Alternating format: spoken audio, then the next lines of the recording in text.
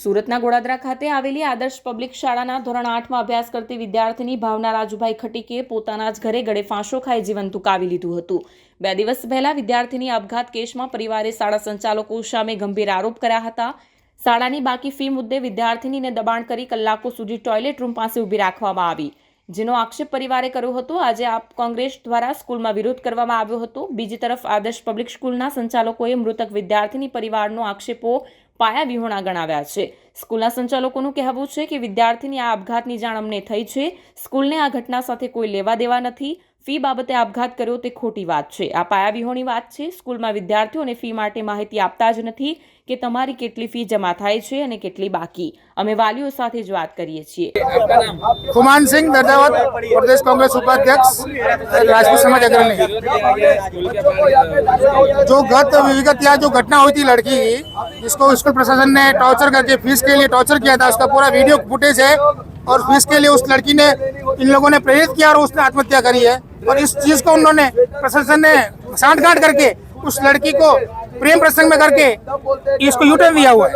School की तरफ से क्या जवाब दिया गया? स्कूल से हम लोगों ने शांतिपूर्वक एनओसी मांगी थी उनसे, आपके पास क्या क्या व्यवस्था है, यहाँ पे फायर ब्रिगेड की व्यवस्था क्या है, ग्राउंड है कि नहीं है, पार्किंग है कि नहीं, इनके पास कुछ व्यवस्था नहीं थी।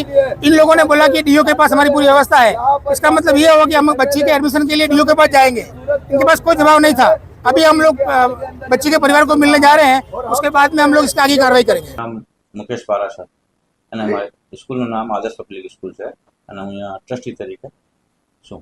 જે ઘટના બની છે તે સંપૂર્ણ રીતે કઈ રીતની ઘટના છે અને સ્કૂલ તરફથી આ ઘટનાને લઈને શું કહેવામાં આવી રહ્યું છે? સાહેબ, આ ઘટના અમારી સ્કૂલથી અમે કાંઈ સાહેબ સ્કૂલનો મેટર નથી, આમાં જરાય નથી।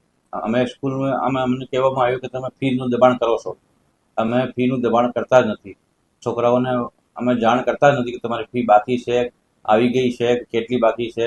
છોકરાઓને આ સુધી ખબર નથી। અમે સીધા વાલીને જ જાણ કરીએ છીએ તમારી આ ટર્મની બાકી છે કે 6 મહિનાની બાકી છે કે વર્ષ દીની બાકી છે।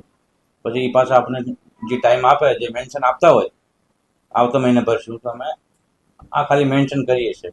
और બાકી અમે ફી માટે છોકરાઓને તમે બધા વાલીને તમે ફીડબેક લઈ શકો।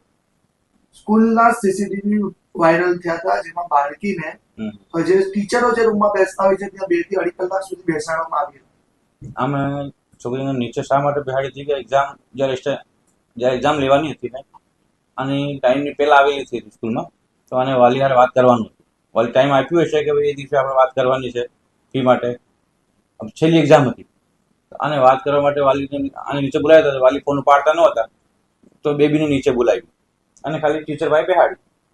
આપ કહી રહ્યા છો છેલ્લી એક્ઝામ છે, પરંતુ સોશિયલ મીડિયા પર આપણી જે રેકોર્ડિંગ વાયરલ થઈ છે જે સ્કૂલની છે અને વાલી સાથે તેમાં વાત કરી રહ્યા છે કે આપ એક્ઝામ તો ફરીથી અપાશે, પહેલા જે ફીસ છે તે ભરવી પડશે, તે રેકોર્ડિંગને લઈને તમારું શું કહેવું? હા, તો ખાલી સાહેબ વાલીને અમે થોડું ઘણું વાત કરી શકીએ ને ભાઈ। અમે છોકરાઓને અમે જાણ નથી કરતા। માની લો વાલી આપણને ટાઈમ આપતા હોય, એડમિશન થતું હોય ત્યારથી લઈને આપણે માની લો અત્યાર સુધી અગર ફીસ જમા ન હોય તો ટીચર હોય કે સર હોય, બસ એ ખાલી આને પૂછપરછ તો કરી શકે ને, એટલું ફરજ હોય ને।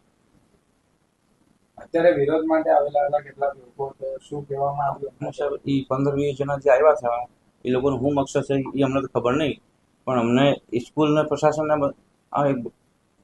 એક ડિસ્ટર્બ કરવાનું, છોકરાઓને હેરાન કરવાનું, જ્યાં સુધી અમારી ઇન્ક્વાયરી પોલીસવાળા કરી રહ્યા છે। અગર આમાંથી અગર કોઈ બનાવમાં કોઈ સ્કૂલનું વાંક આવતું હોય તો માની લો કે આપણે સમજી લઈએ, આપણે અમે જવાબદાર હોય, પણ અગર અમારા પોલીસને નીકળ્યા પછી અગર આપણે સ્કૂલનું અગર આમાં નામ ન આવે